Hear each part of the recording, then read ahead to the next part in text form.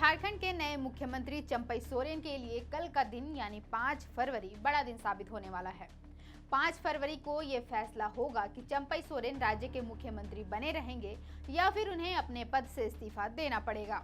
कल यानी 5 फरवरी को झारखंड विधानसभा में चंपई सोरेन को बहुमत साबित करना है। अगर सोरेन बहुमत साबित करने में सफल हुए तो उनकी सरकार बची रहेगी और अगर उनके विधायकों ने उनका साथ नहीं दिया तो एक बार फिर से राज्य में सरकार गिर सकती है। झारखंड में मुख्यमंत्री पद के शपथ के बाद से ही यह टर्म लगातार यूज हो रहा है, लेकिन इसका मतलब होता क्या है? तो आपको बता दें, फ्लोर टेस्ट एक पारदर्शी प्रक्रिया है जिसमें विधायक विधानसभा में पेश होकर अपना वोट देते हैं। फ्लोर टेस्ट यह जानने के लिए किया जाता है कि क्या सरकार को अभी भी विधायकों का विश्वास मत प्राप्त है या नहीं। आसान शब्दों में कहें तो फ्लोर टेस्ट एक संवैधानिक प्रणाली है जिसके तहत राज्यपाल द्वारा मुख्यमंत्री को राज्य विधानसभा में बहुमत साबित करने के लिए कहा जाता है। झारखंड के संदर्भ में बात करें तो झारखंड विधानसभा में 81 सीटें हैं। इस हिसाब से झारखंड में बहुमत का आंकड़ा 41 है और रिपोर्ट्स की माने तो चंपई सोरेन ने अपने समर्थन पत्र में 47 विधायकों के हस्ताक्षर लिए हैं। इस हिसाब से चंपई सोरेन को स्पष्ट बहुमत प्राप्त है, लेकिन ये राजनीति है और राजनीति में कभी भी कुछ भी उलटफेर हो सकता है। इसी उलटफेर के भय से झारखंड के सत्ता दल के विधायकों को हैदराबाद भेजा गया है। हैदराबाद के लियोनिया रिजॉर्ट में महागठबंधन के 37 विधायक एक साथ मौजूद हैं। वहीं सीएम चंपई सोरेन, मंत्री आलमगीर आलम, सत्यानंद भोक्ता, विधायक प्रदीप यादव, विनोद सिंह, चमरालिंडा, सीता सोरेन, लोबिन हेम्ब्रम और रामदास सोरेन हैदराबाद नहीं गए हैं। महागठबंधन के विधायक 2 दिनों के बाद आज हैदराबाद से रांची वापस आएंगे।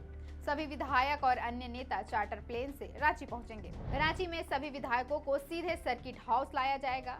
यहां भी विधायकों को सुरक्षा में रखा जाएगा। सोमवार को झारखंड विधानसभा के सत्र से पहले 10 बजे सभी विधायकों को विधानसभा ले जाया जाएगा, जहां वे नवनियुक्त सरकार के लिए बहुमत साबित करने के लिए मतदान करेंगे। 5 फरवरी का विधानसभा का यह सत्र बहुत अहम माना जा रहा है। सत्र की व्यवस्था के साथ सुरक्षा के कड़े इंतजाम किए जाएंगे। सुरक्षा के पुख्ता इंतजाम की तैयारियों को अंतिम रूप देने के लिए रविवार को मुख्य सचिव की अध्यक्षता में प्रोजेक्ट भवन स्थित उनके कार्यालय में उच्च स्तरीय बैठक बुलाई गई है। कल होने वाले फ्लोर टेस्ट में पूर्व मुख्यमंत्री और बरहेट विधायक हेमंत सोरेन विश्वास मत के दौरान वोटिंग के लिए विधानसभा में सत्ता पक्ष की ओर से विधानसभा में मौजूद रहेंगे।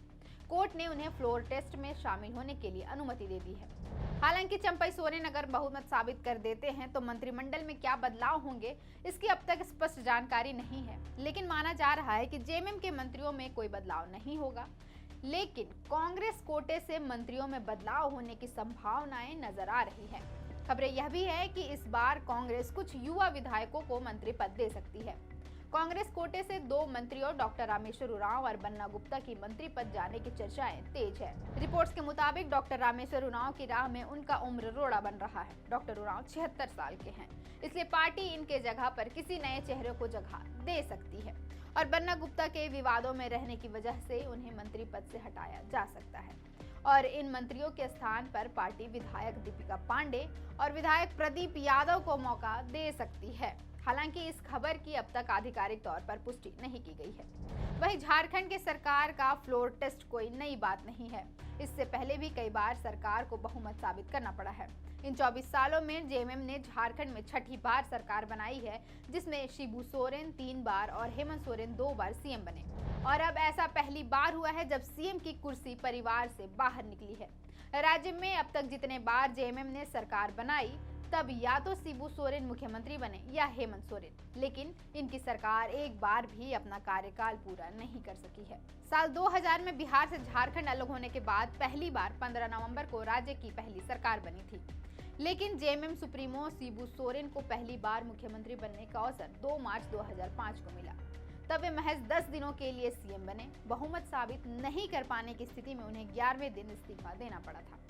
राज्य में दूसरी बार शिबू सोरेन 27 अगस्त 2008 को सीएम की गद्दी पर बैठे थे। इस बार उन्होंने कांग्रेस और राजद के साथ मिलकर सरकार बनाई थी। तब शिबू सोरेन विधायक नहीं थे।